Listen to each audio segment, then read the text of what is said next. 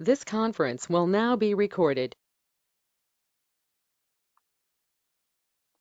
Good evening, everyone. I am absolutely delighted to have you here and for you to be a part of this tremendously historic moment, a moment that I have been dreaming of, a moment that I have been thinking of and been passionately working towards. And I certainly deeply appreciate you being here for this moment. I thank you for taking the time to be a part of this. And I want to believe deep down in my heart that in weeks and months and years to come, you will be a part of something historic. Those who will benefit from this because you benefited from it, and the many others who will benefit from this as it grows across the world, they will they will hear the telling of the story of how it all began on the evening of July 6, 2020, and how you were a part of this. So welcome to 30 Days to Greater Self-Love. I want to say how excited I am about this, and I really believe that if all of us give this the seriousness that we deserve to give it, that this will result in tremendous growth and expansion and exponential personal development that will launch you from where you are to where you need to be. As I have been saying, helping you to move from mediocrity to legacy. And because this is an idea that was divinely inspired, and this is a mission that was divinely entrusted to me, I want to, right from the very beginning, before we do anything else, to acknowledge God, to give thanks to God, and to ask God's blessing upon this evening's launch and of the 30 Days to Greater Self-Love, the very first installment of this, and on, as I said, on the greater movement that I believe will arise out of this. And so I'm going to invite you, wherever you are, to just pause in acknowledgement and reverence to God as I invite Minister Evangelist Melvin Berry to lead us in a word of prayer as we commit this and ourselves to God. Mr. Berry?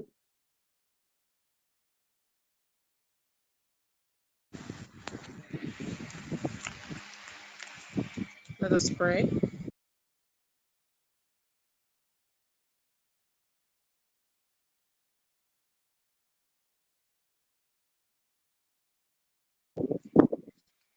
Eternal God and our Father, we thank you for today. We thank you for the inspiration you have given Reverend Jones to come up with this meaningful topic, a topic that will change lives, a topic that will add a meaning to life, a topic that will build our resilience, our fortitude, and even change our attitude towards ourselves as we grow and try to assist persons to meet their full potential.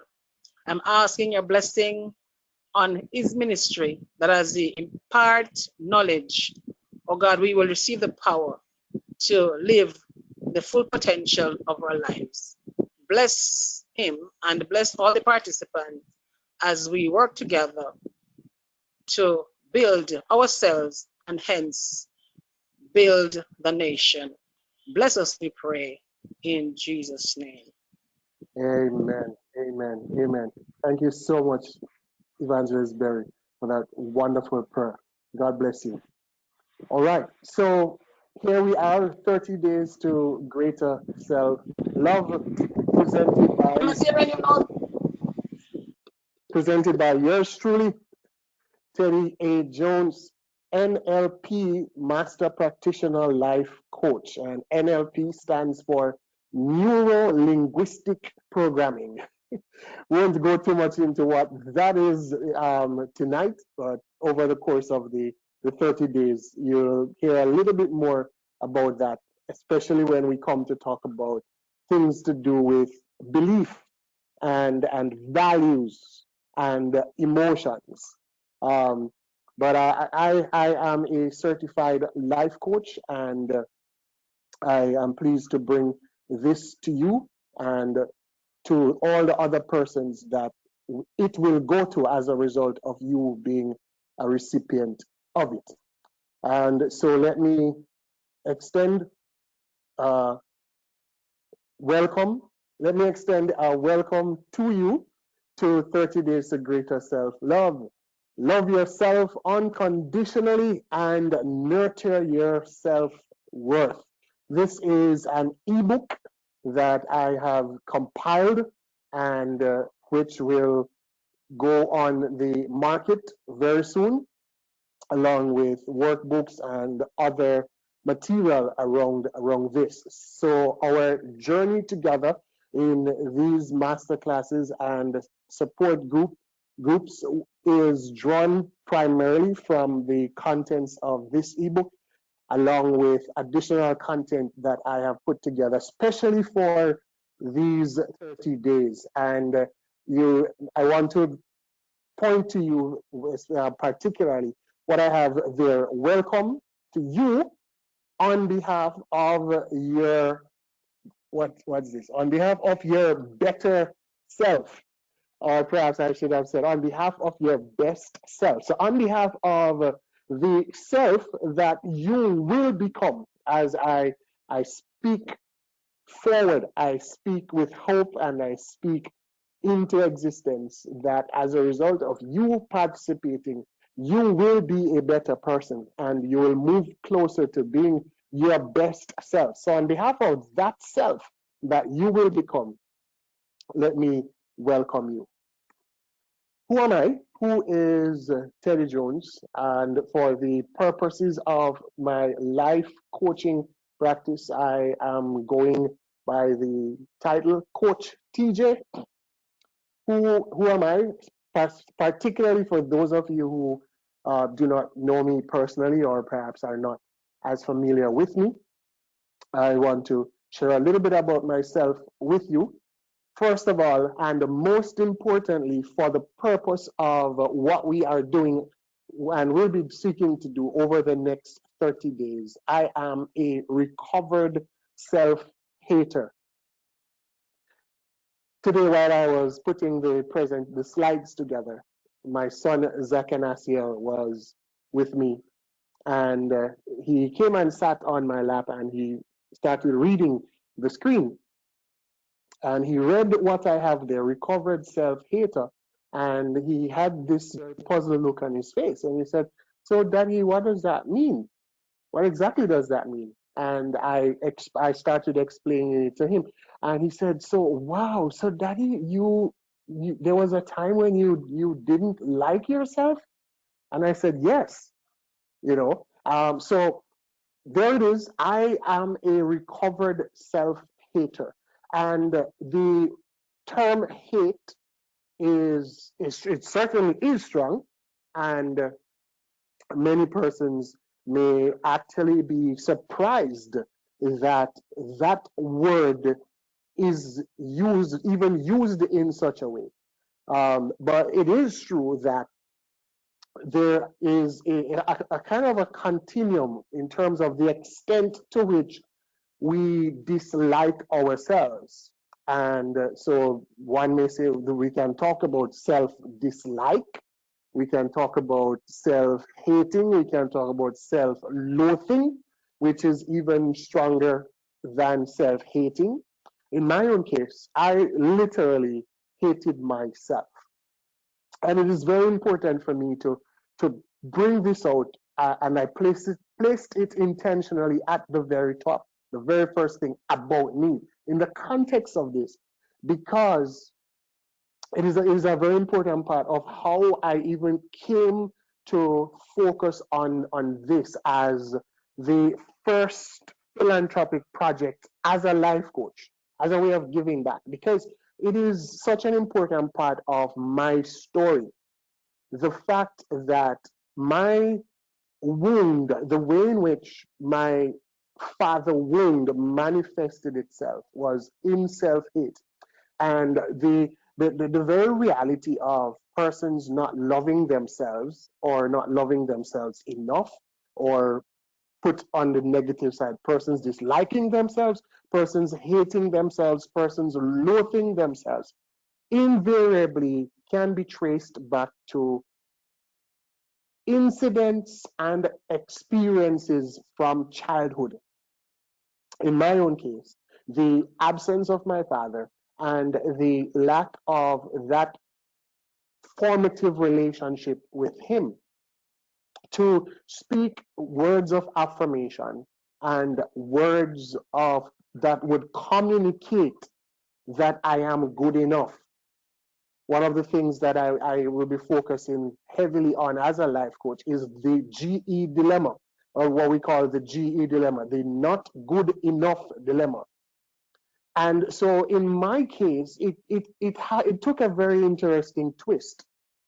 I thank the Lord. I was always naturally brilliant. And so I was a straight A student in primary school. I was a straight A student in high school. I was a straight A student in at tertiary level, pretty much, and even at post-grad level, currently, predominantly is. But it wasn't until in early college at seminary that I came face to face with the reality of the extent to which I disliked myself, and how, as a result of the father wound, it was impacting me. So even though I was performing at that excellent level, in my own case, that excellent level was still not my best because I never believed that I was capable of greatness. So the interesting twist in my case is that my excellence was tantamount to mediocrity because I was capable of far greater, but I did not know it. I never believed it because even when other people saw it in me, I refused to accept it because I had that deficit from the father wound. But thank God, you notice I have there, I am a recovered self hater because God placed my mentor, who became my spiritual father in my life. And there was a specific day when there came the breakthrough as he worked with me through much tears and real emotional turmoil to face, to confront that deficit. And I will say more about how exactly that breakthrough came. And so from that point, I recovered from that self hate. And in the course of my career as a lecturer, as a guidance counselor, as a minister of religion, as a community transformation practitioner, as a practitioner of restorative justice, and now in life coaching. My eyes are being opened to the extent to which this matter of lack of self-love or insufficient self-love is prevalent, and the multiple ways in which it manifests itself in different persons. So that's a little bit about me in that regard and why I come to this, how I come to this. So I come to it not from theory, but I come to it from the depth of personal experience, which I wish to share with you. And that's why I am so passionate about this. Uh, as I indicated, I'm a life coach. I am an author, published author. I have two published articles in established theological journals, and author of Let's Major in the Minors, which was launched in December 2018. And I am a public theologian. Um, All of this I see as a divine conspiracy of training, in that it was all the opposite. All of those training areas, all of those experiences of vacation were all the opposite of what I wanted. And again, the self hate played a part in the direction that I wanted to go, as opposed to what was divinely ordained for me. So it's a divine conspiracy. And all of those areas of expertise are now blending like a tapestry, informing the coaching practice. And right below that is my personal brand logo as a life coach, as someone in the people helping profession, BDWVNI, which stands for Building Dreams, Watering Visions, and Nurturing Ideas. I see that as my personal, the personal expression of what I am placed on earth to do, to help build people's dreams, to help water their visions and help nurture their ideas so that they can be all that they can and should be. So this is shown or printed on the back of my book. It's on my website. It's going to be on my business cards, the whole works. It's part of my personal brand as a people helping professional. So that's Coach TJ. And here we are embarking on 30 days to greater self-love. Why 30 days? As I explained in one of the promotional videos, it is all about the science of habits. Psychologists have long agreed that when it comes down to habits and working from the subconscious level into the level of the conscious, that it takes just about 30 days for a new habit to be formed, to be established. So that's why the master classes, the campaign is being run for 30 days and not 20, not 25, not 15.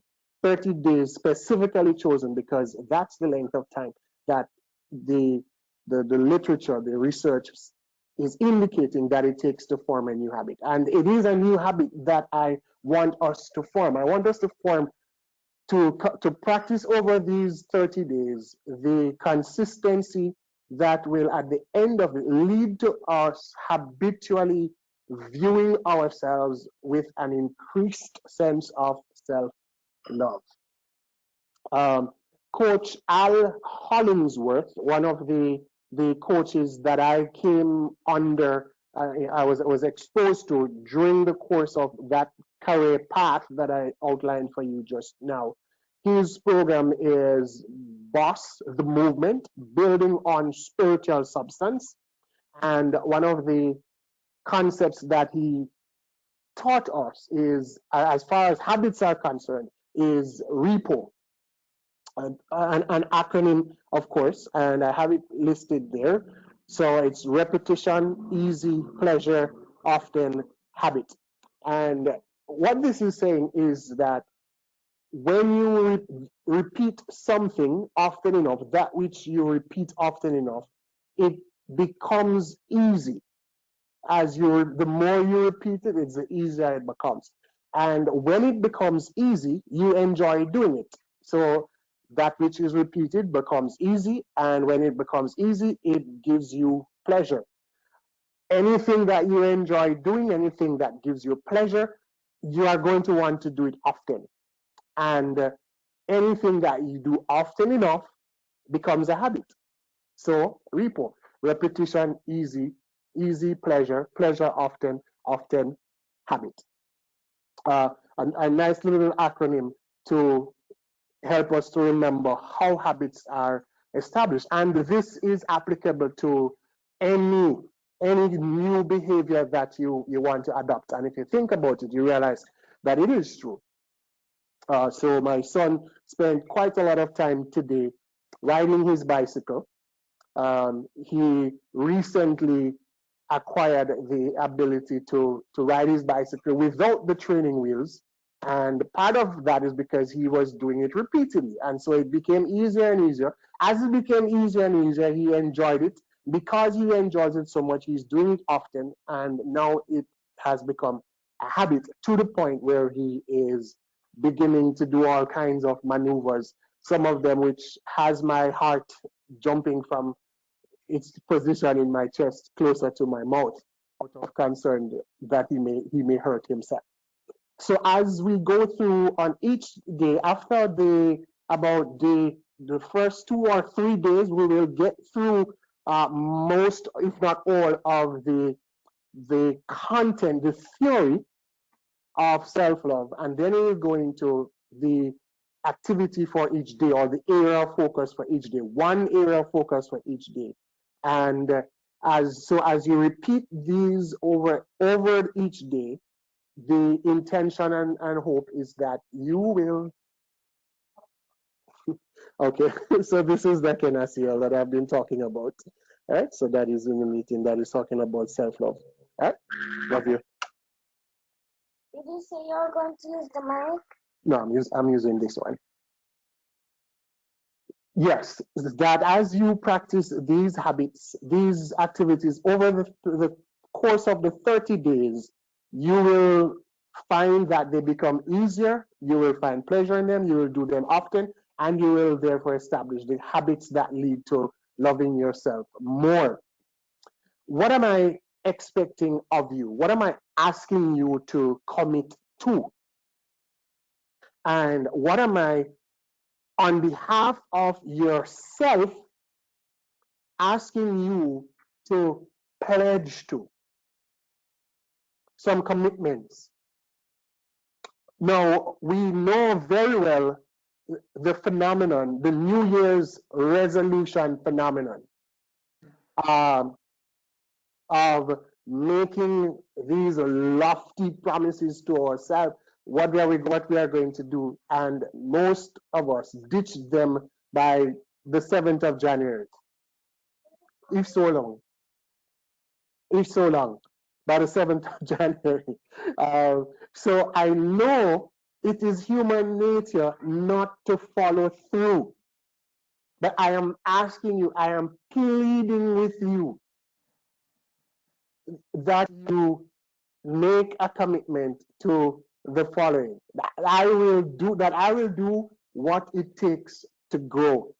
A huge part of why most of us never grow beyond where we are is simply because we do not want to do what it takes to grow.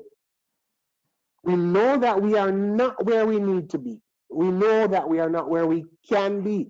But we also know that in order to move from where we are to where we need to be, it's going to take some effort. It is going to put us under some pressure. And we are not prepared for it. So I am asking you to make a commitment that I will do what it takes to grow.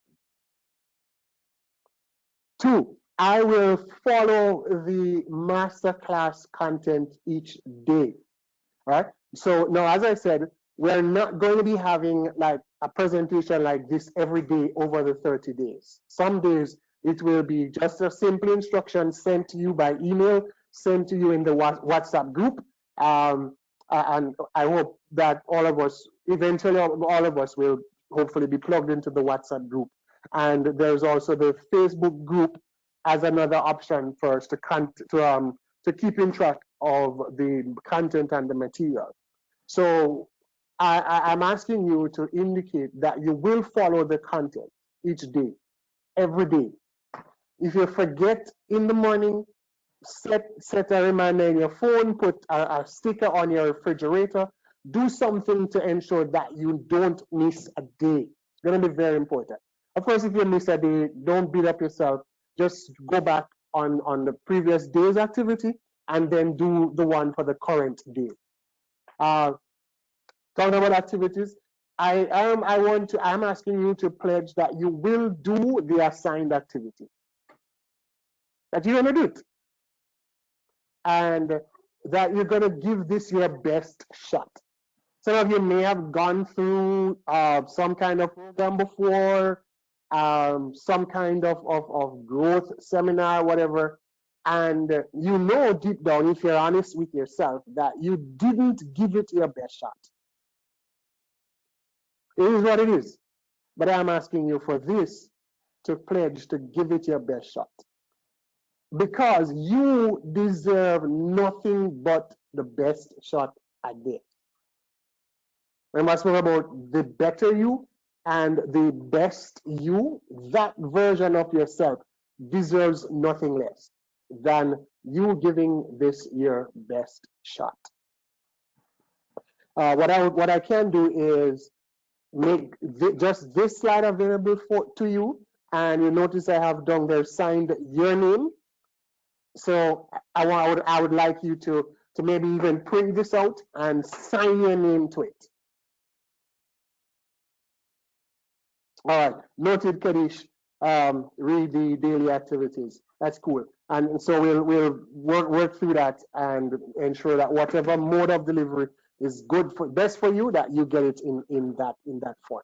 All right. So that's what I'm asking from you. If you're accessing the chat section, just from your device, if you could just drop a little note in there, saying something that like I will, or I pledge something, so that I know that you're here and you're tracking with me and you are committed to giving this your best shot, and that we will go through this together. All right, so just go over to the chat section and just drop something there, so that very good, Katie. Katie says I will. Thanks. Romain, big up. I will. Good stuff. And so that's what I'm asking of you. All right. So let's get now. Thanks, Ked. Good to see you. You will, and I know you will. What is self-love? So we're jumping into Spacey. Very good. We're gonna jump into the a little bit of the content, the theory. What is self-love? We can think of it as a desire to give our own well-being a level of importance and respect. If you love yourself, you have regard for yourself. So it's about treating yourself well as you would treat anyone you love. And that's how I come to it, and for the purposes of the ebook and the sessions. Think of it as that desire to give yourself, your well-being, a level of importance and respect. Because if you love yourself, you'd have regard for yourself. No, I remember I mentioned self-loathing at the beginning. There are persons who are at such a level of self-dislike that, as I said, they loathe themselves, and that is why they repeatedly, consistently engage in self-destructive behavior, from cutting of the wrist to driving recklessly. It's all connected.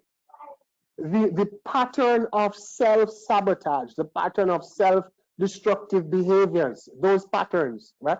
A lot of persons who become alcoholics, part of what is behind that is self-loathing. And like I said, it expresses itself differently for each of us. For some persons, the drivenness, which is applauded in the corporate world, for example, that drivenness, as good as it may seem,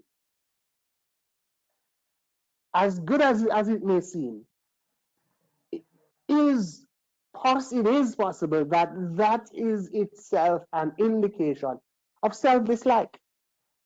So it is to think of yourself as being worthy of the same kind of excellent and well treatment that you would treat anyone that you love. Overeating and spend drifters too. Kadish says, yes, overeating. That is also a manifestation of lack of self-love.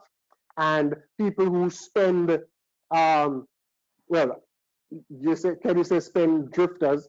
There are spendthrifts, and then there are what's those who just spend, and then those who don't spend at all of those excesses can be indications of lack of self-love.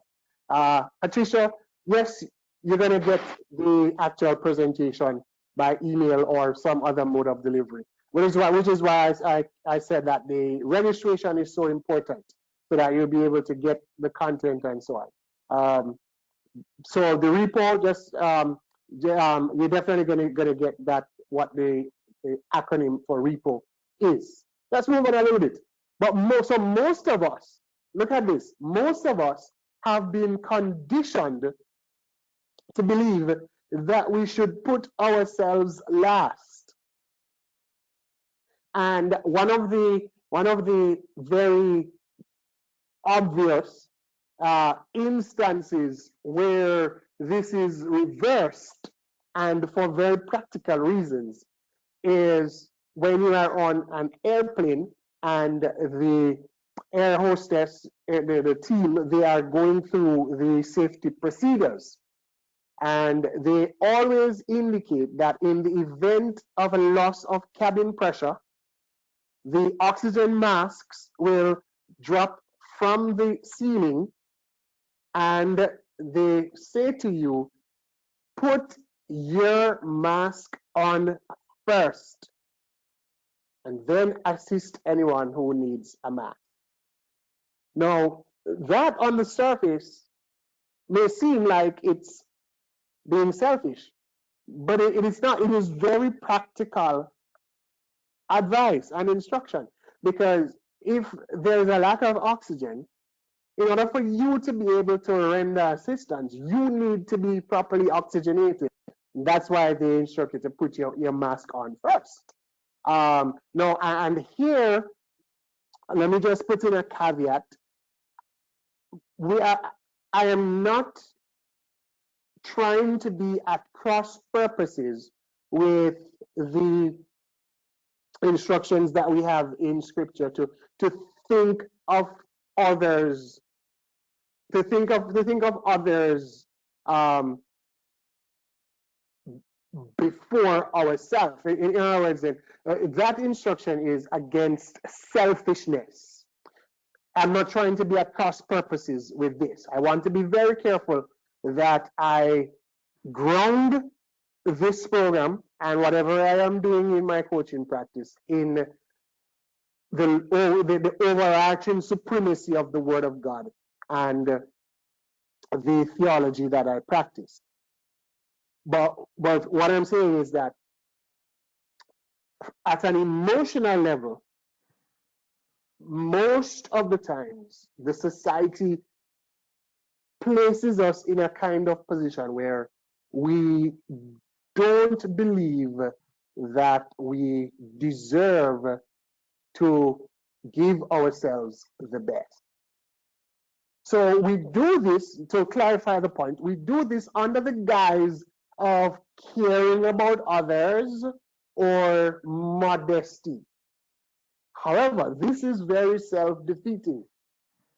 And here's the clarifying clinch.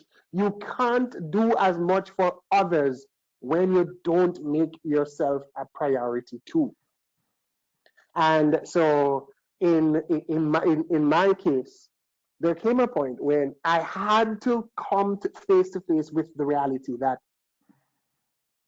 I would become totally useless to all the people that I cared about so much with my shepherd's heart, all the people in the congregation, all the people in the community, that I will not be able to help anyone effectively if I am not healthy. So I was running here, there, and everywhere trying to help everyone else. But in the process, I was not eating on time. I was not getting enough rest. And so eventually I was getting close to having to get into to the burnout phase. So that is what I am really driving at here.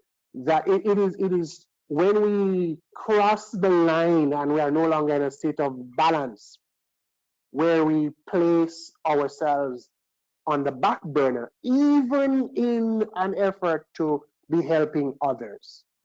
All right? Pavel says, do unto others as you would have them do unto you. There you go. All right.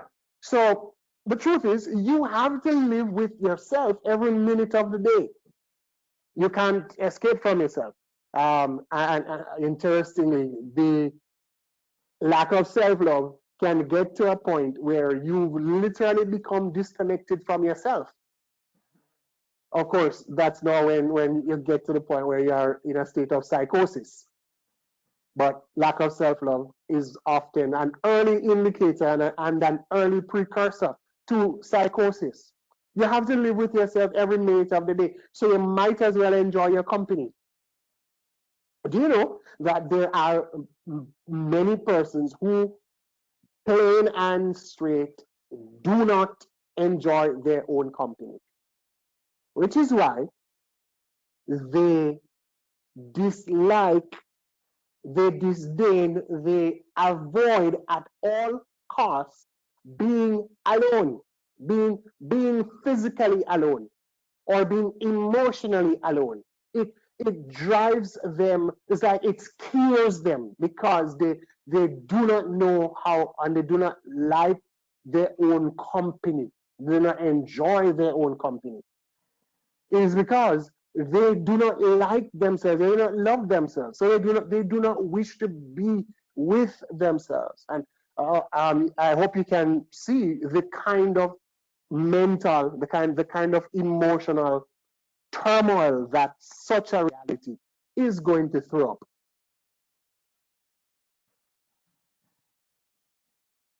Almost Kaddish says, how about those teachings of giving to the poor, being a giver, not a receiver, or rather almost neglecting yourself and focusing on ministry and serving and giving? And that's the point precisely, Kaddish. It is when we lose the balance point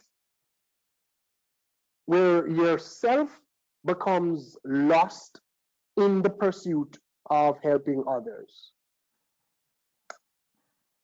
Fred Rogers, a well-known name in the field of psychology, says, if only you could sense how important you are to the lives of those you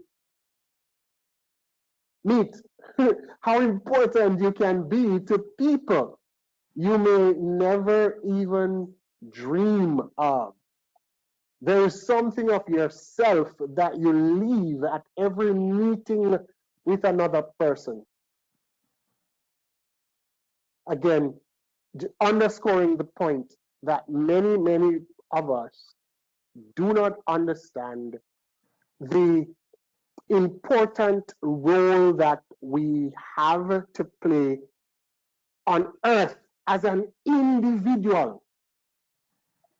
That there are people who whose destiny is literally connected to meeting us, and that when we are not our best selves, we can literally diminish another person's existence when we diminish ourselves, when we downplay our our own importance. That's Fred Rogers. So how is this measured? How is self importance? How is self importance measured? How is self love measured? How is self love measured? And uh, Melvin is asking, how can one be emotionally alone? How can one be emotionally alone?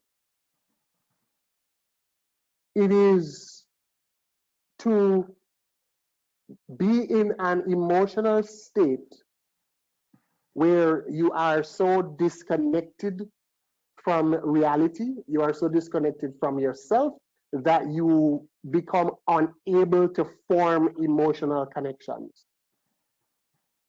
So that even when you are present with others, you are detached. It's like you are in another place, in a zone, because you have become so detached, so alienated from others, so alienated from yourself, so alienated from God.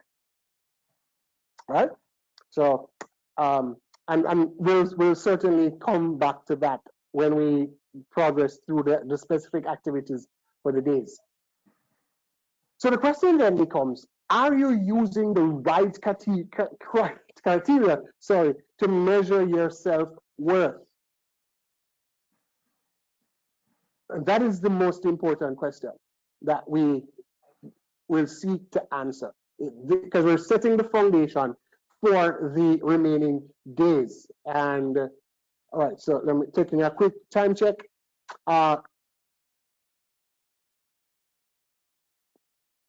From my frame of reference,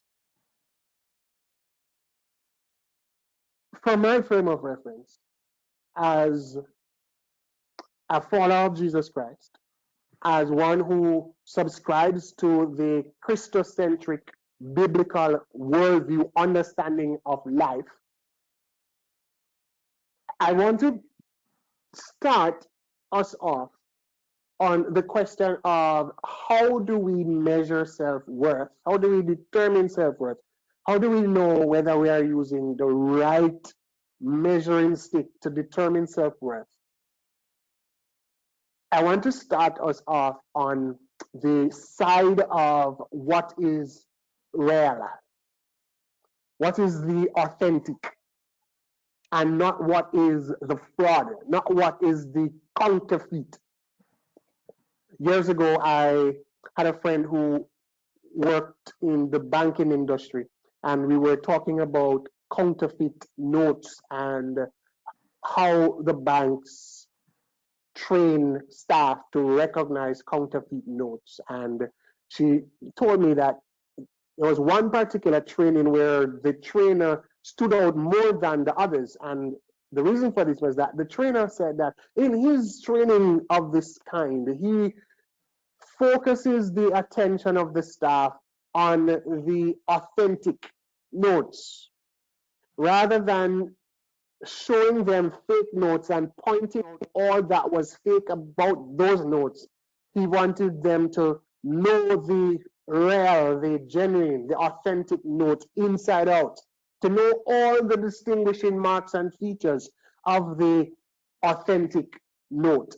So that his rationale was that when you know inside out what the real note looks like, the moment you see a fake note, you will immediately recognize it, as opposed to trying to study the fake notes, because the counterfeiters are clever and they are always changing up what they do. And I thought, wow, that computes. That makes absolute sense. Romain says, I don't think that one can truly measure self-worth without truly knowing themselves. And you're absolutely right. And that's where I'm going, because in fact, I'm going further, that we can't measure self-worth without knowing ourselves. And we can't know ourselves without knowing where we came from, knowing how we got here. And that's why I'm saying focus on the designer. We're going to look at some of the counterfeit, the false measures of self-worth and self-love that people tend to use. We're going to look at those tomorrow on day 2, God's willing. But for now, let's focus on the designer. Where did we come from? Where did it all begin? And it begins with the designer. Who designed us? And what does that designer have to say about us, about our identity, about who we are? For it is my firm and unswerving conviction that until and unless we understand who we are, who God says we are, God who designed us. Now, of course, there are contending ideas and there are contending views as to our origin. But as far as I'm concerned, those other options fail the test of logicity at many levels. So God, as the designer, my frame of reference, as a counselor, as a theologian, as a life coach, as an individual, is that God was the one who designed us. And so if we want to understand our worth and understand who we are and understand how do we measure self-love, well, it stands to reason that we should go and look at what God as the designer, focus on the designer and what that designer says to us about love and who we are. So let me share a couple of those with you. Our design from God as the designer. The distinctive creative supremacy, what I'm calling the distinctive creative supremacy. That is, that we were made in the image of God. Genesis 1. As opposed to anything else in creation. That nothing else in creation bears that distinctiveness. And that gives us, that places us, human beings, at the apex of the cosmos.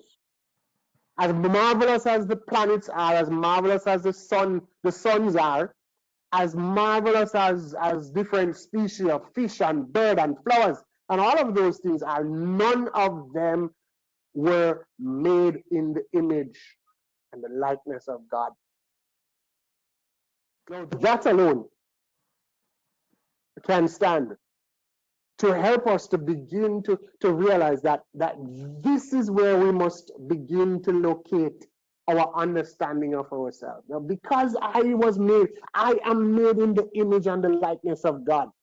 So there is no person who can dare to tell me that I am ugly or I am worthless, because I matter significantly to God because I was made in the image and the likeness of God.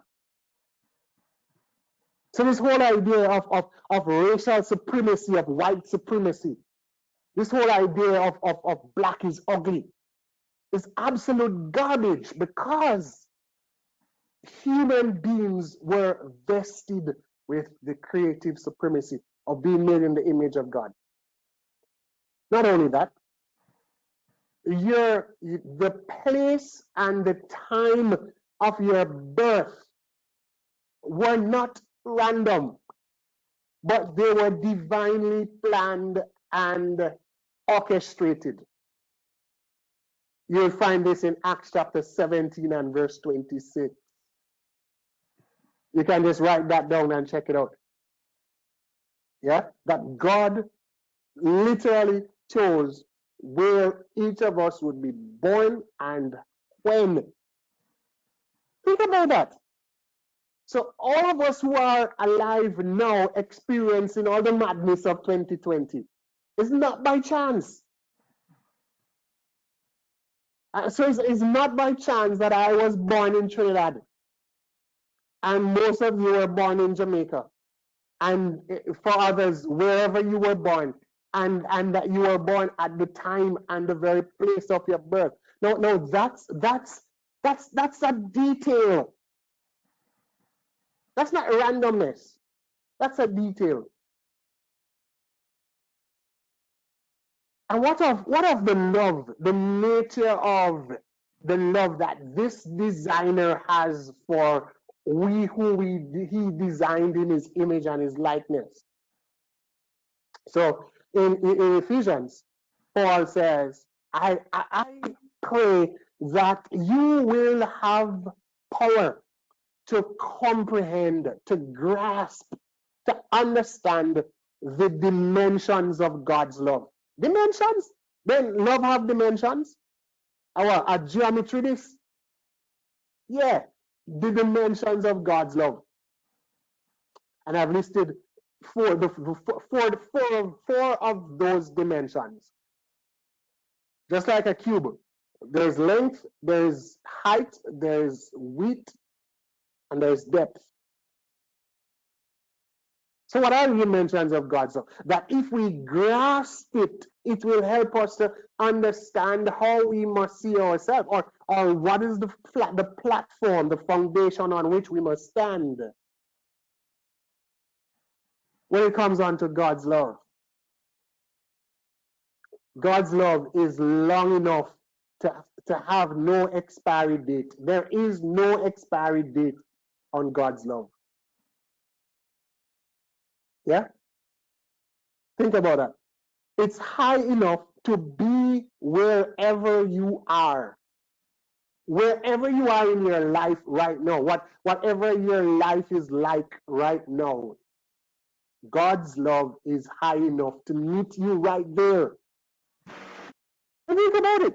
One of the biggest lies that the enemy of our souls, one of the biggest lies that the people around us who do not mean us well often pushes onto us and tries to get us to accept is that, and you see, it goes right back to the GE dilemma. Good enough. That somehow we are missing out. That somehow God's love is short. It's too low to meet us where we are. So it's long enough to have no expiry. It's high enough to meet us where we are. It's wide enough to include everyone. And that includes you. Again, so many persons come to a place of feeling that God not love them. And we keep going back to our childhood and the role that parents, in particular the father, plays in our concept of God and ultimately our concept of ourselves. Because it is the father who is supposed to demonstrate and to be a physical kind of model of what the love of God is. So when we don't get that from our father especially, it's very difficult to relate to the concept of a God who loves us. That God's love includes, is for everyone, including me. Yeah, you, me, with all my mistakes, me with all my flaws, me with all my warts, me with all my farts, me with all my messed up stuff. That God's love is wide enough to include everyone, including me. And it's deep enough to meet your needs. Whatever that need is, it's deep enough to meet you down there in the depth of depression, in the depth of feeling worthless. God's love. So that's why Paul says, look, I really want you to get this. If you could wrap your mind around the dimensions of God's love, if you could just grasp it, that's where the cookie crumbles. That's where the real struggle is. That's where we have to begin. So 30 days to greater self-love. I'm starting on day one with pointing us back to the foundation. Yeah, these days they are there. It's very easy to have to get Bible tools and with Google and so on. You could one of the things you could do from even now, just go on Google and type in Bible verses about the love of God, and it will bring up and show, and you will begin to see for yourself how many Bible verses talk about the love of God for us. But it doesn't stop there. And I was almost there. You are the object of God's ultimate act of love, God's highest expression of love. That you were, you are, and you were the object of that. That act of love was about you. That act of love was for you. What am I talking about? I'm talking about the cross, of course. That the greatest demonstration of God's love. Bible says God demonstrated his love towards us. In that while we were still sinners, Christ died for us. Yeah. It says, he who did not spare his own son, his very best, but freely gave him up for all of us, how will he not also with him freely give us all things? Yeah, I know. I'm about to preach up in here. But I get excited when I think about what God's love is. Because you see, that was what liberated me. Where my father failed to communicate love, that I am loved, so that I could love myself. That's what gave me the breakthrough.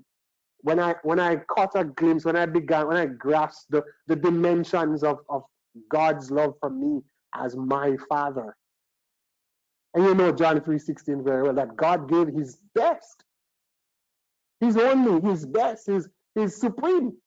And that was an indication of the extent of his love for you. So let me remind you that God's love is everlasting. And I told you, I was telling about my story and how that day the breakthrough came for me.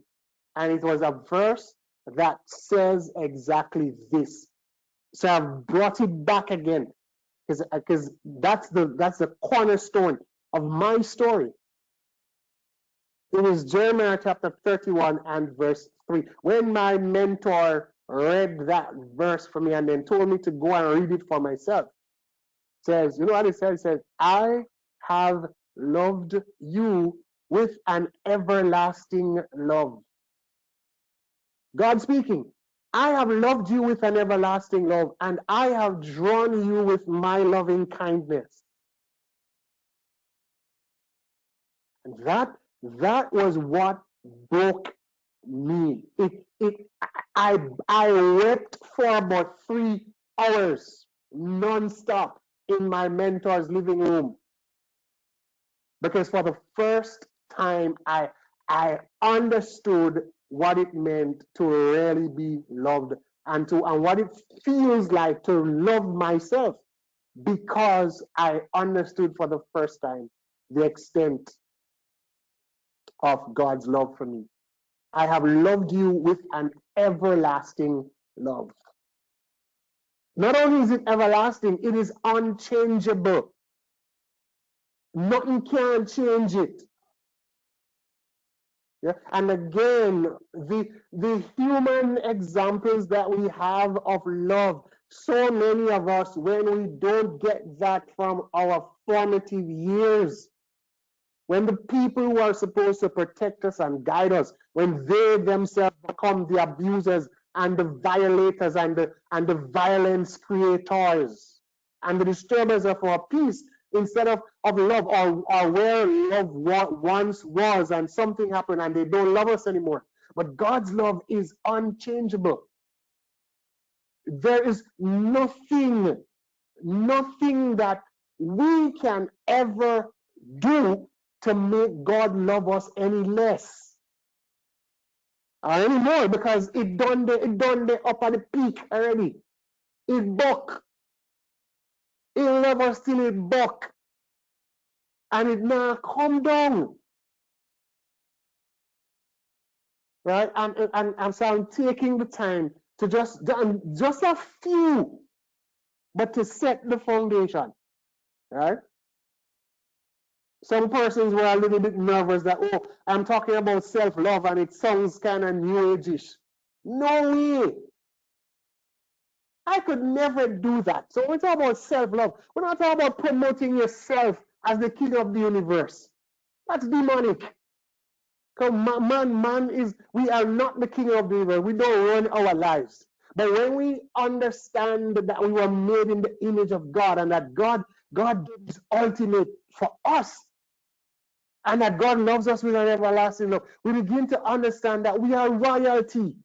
We begin to understand the level of the heights that we are. And it's not about being braggadocious or being puffed up. It is to have a right estimate of yourself. Look at see it there. Who shall separate us from the love of Christ? Shall trouble or hardship or persecution or famine, nakedness or danger or sword? And he goes on to say, nothing shall separate us from the love of God. So that's why I say it is unchangeable. Nothing can change it, right? And that's Romans 8:35. And I think, yeah, so this is the one before the last slide.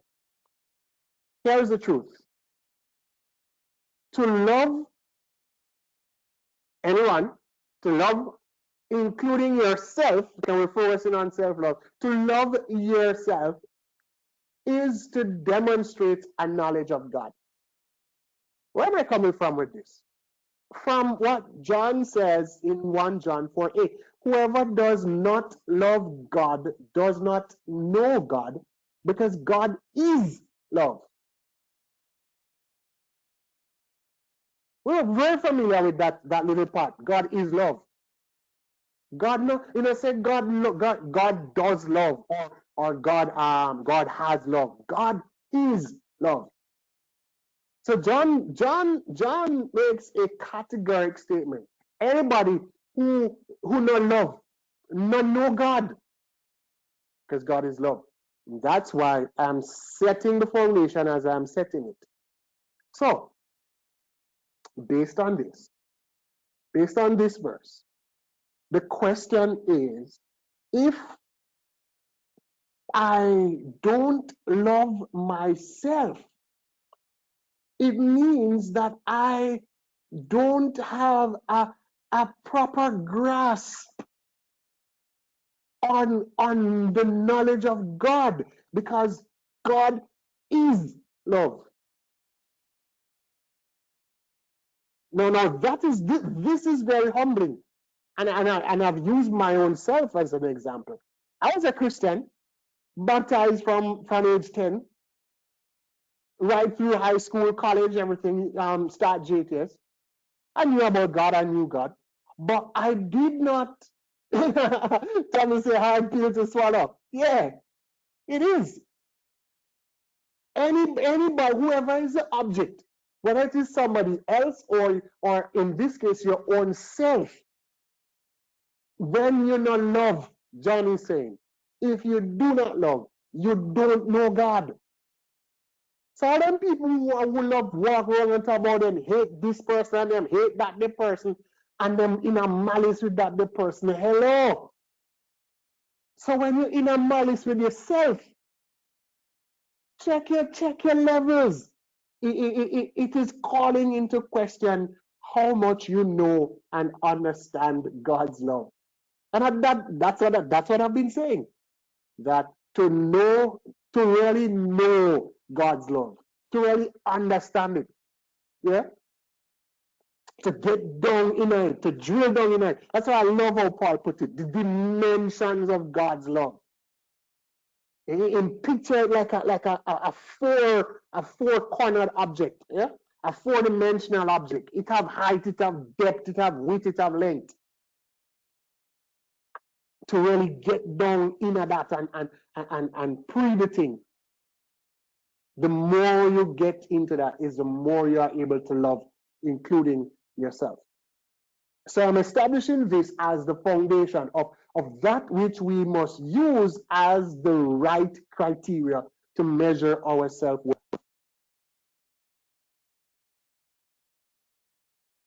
And we're going to pick up right from here, from this verse here, with the negatives, the fake, the false indicators of worth and love that we use. We're going to pick up right from this verse and then look at some of the others from everyday life and society, the things that people typically use to determine how much love they should ascribe to themselves. So as we started in this section, The question again, for you to ponder, to take away as you reflect, are you using the right criteria to measure your self-worth? And I am suggesting to us, I am proposing to us, I am challenging us that the right criteria must begin with an understanding, and not just an understanding, but an acceptance, an appropriation. Because it's one thing just to know it, to see it, to understand it, but you have to accept it. You have to choose to accept it. You have to choose to believe that this is what God says about you, and this is how God feels about you. And you have to open your heart to receive that. Now, for some of you, you may be a little bit further down the continuum, because you may not yet even have really accepted that act of love that God demonstrated when Christ died for you. So maybe that's where you might need to start in terms of accepting and holding on to God's love. And if that's where you need to start the conversation, then let's do that. Let's talk about that. Let's talk about where you are in relation to the cross, and how God demonstrated his love there. Because if you haven't even accepted that yet, it's going to be difficult to really fully accept and grasp all that God says about his love for you in his word, which is where the foundation is. So we could talk, but let's have I invite you to have a conversation with me around that, if that's where you need to start. If you have not yet made that choice to be a disciple of Jesus, to follow God with your whole heart. All right. So that's the start, the foundation. How do we measure self-worth, self-love, self-worth? Are we using the right criteria? And I have proposed what the right criteria needs to be, even before we explore what the wrong criteria is, and challenge some of the things that you may have been using to base your self-love on, which would have contributed to you having a low or a diminished sense of self-love. All right, that's the content, that's the presentation for this evening. We have, I'm going to allow a few minutes for, we did start about 10 past 8, it's 18 past now, so we're already over the hour. I want to ensure that I don't keep you too long and all. You understand, we had to set the foundation for where we're going, and then start getting into the content and so on. But I want to keep it as tight as possible, because we have 30 days to work through. And like I said, we're not going to be having the presentations every evening. It's just going to be a couple evenings, and then the other days, some days I'll probably just record a short video and tell you what the activity is and send it out to your email. But I want us to help to hold each other accountable to the commitment that we made to stay the course of the 30 days. So the WhatsApp group is going to be there for that. Please, not for advertising and forwarding stuff, no matter how inspirational it may be. Let's keep it strictly for the purpose of this. And your email addresses will be on the registration form. If you haven't yet registered, remember it's teddyajones.com/30 days to register, or you go directly to the website, just teddyajones.com, and you'll see a tab there with 30 days to greater self-love. So you can register to ensure that you'll be able to get I'll be sending out this very presentation. So for part 2, until the repo, and others who may have missed the first part of the presentation. And I am the facilitator, so I want to keep you in check. So I'll be asking, have you done your activity yet? Do you have any feedback? And feel free to share as you feel comfortable, as we go through what you have learned so far, and what your experiences have been working through the lesson, the content, the exercises, etc. All right. So quickly, if you'd like to ask a question, just use the chat section and just write the word hand, and I will acknowledge you, and you open your mic and ask your question. So I crave your indulgence. It's 9:20. We're gonna close the meeting at 9:30. If you have to run, bless up. See you tomorrow. We're gonna have another meeting like this tomorrow evening to get through the theory. Like I said, the first 2 to 3 days, and then it will be um, much less of the meeting type and more activity based. All right, Lisa. Hey, Lisa. Bless you, my friend. Bless you. Bless you. Does love have any measure? Uh, not. Let me see. Let me respond how I understand how I think I understand the question. Um, Again, ultimately, that same verse I mentioned, uh, John, in that same epistle, First John, John actually says, this is how we know love, that a man lays down his life for his friends. And then the one I mentioned, God demonstrated his love for us in that while we were still sinners, Christ died for us. So ultimately, the way the Bible measures love is within the framework of sacrifice. And through the life of Jesus, it's sacrifice, service, and surrender. So that's how I respond when asked about a measurement of love. Um, so the extent to which you are prepared to sacrifice for the one that you love, the extent to which, and we're talking about self-love, so sacrifice.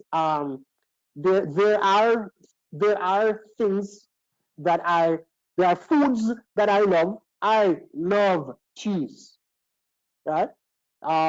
When I was in primary school, high school, and early days of college, there was a cheese manufacturer called Anchor, and they made cheddar cheese, and it came in as a rectangular block that weighed about 5 pounds at least. And I would buy that from Grenada and take it with me back to Jamaica and just use a knife and slice into it. I loved cheese, and I still do love cheese, but it is not good for me. So am I prepared to sacrifice my love for cheese for my love for my body, my love for my health? I can have the cheese, have a go at it, but I will pay the consequences. I will end up with a headache that can go on for 2 weeks. Right? So sacrifice, surrender. Again, surrendering likes and desires, and surrendering even your rights in the interest. Again, now we're talking about self-love, but it applies to your love for others and so on. Sacrifice, surrender, and service. Um, so can we then say, I love you more than others? Yes, we can, of course we can, and that's practical. That's practical. Um, there is a sense in which we are to love all human beings, but we love our families in a different way. So, but I mean, again, of course, we know that love is a very multifaceted word. The Greeks have about 5 or 6 different words for love, while English just says love. So that too will determine how that is measured in terms of the more than others. Thanks for those questions, Lisa, and thanks for joining us. Looking forward to having you with us over the course of the 30 days. All right. Remember, so Lisa has another one there, and if there is anyone else, you can write the question in the chat or just write the word hand, and you can use the mic. Lisa also asks, can we love ourselves too much? Yes, it is possible. And here now again is where the struggle with our self, the struggle with the self part of us, as in the humanistic side of us, can raise its head. Which is why, again, I am insisting on this being grounded in the love of God. So if we move away from an understanding of God's love, we can end up loving ourselves too much. We can end up loving ourselves more than God, which is reality for many persons, which is why many persons prefer to live how they want to live as opposed to how God wants them to live. God as the one who made them, because they love themselves more. All right, so it is possible, but I believe that if and when we keep God at center and keep the love of God at the center, so that we respond to ourselves and we respond to others in love, always as an act of gratitude to God for God's love for us, so that God's love for us always becomes the measuring stick. That's primary, and we extend all other loves out from that to an extent that it never surpasses our love for God. That's how I would respond to that. All right, 9:27. Any other question?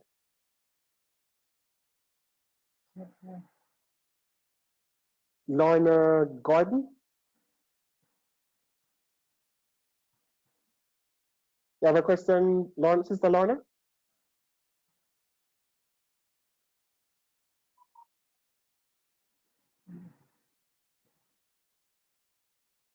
Okay, maybe not. All right. So friends, thank you so much, so much for taking this journey with me. And like I said, please continue to invite your friends, your coworkers. I mean, I mean, I feel so passionate about this that I wish the whole of the internet, I wish the whole of Jamaica, uh, would be on this, because I mean, as I look at what's happening in our society and the world, I see this as being so critical. But you know how it goes. Just keep getting the word out there, and ensure that you register and persons register. And the link will be the same for the meeting link will be the same for the duration of the 30 days. So you know, you won't need to be getting a different link every evening. So keep that there, keep that saved, and God bless you as you rest tonight. Keep thinking, reflecting on the verses that I've shared, reflecting on God's love for you. You might want to just sing a song of praise to God, thanking Him for His great love for you. I mean, I'm just blown away. I'm just captivated by what God says. Look up Lauren Deagle, You Say, on YouTube. Powerful song about what God says about us and how God sees us. Lauren Deagle. Um, you know, just some ideas. Just give God thanks for His love for you, and just reflect on how that has looked over the course of your life, and what that should mean, what that ought to mean for you, and how you see yourself.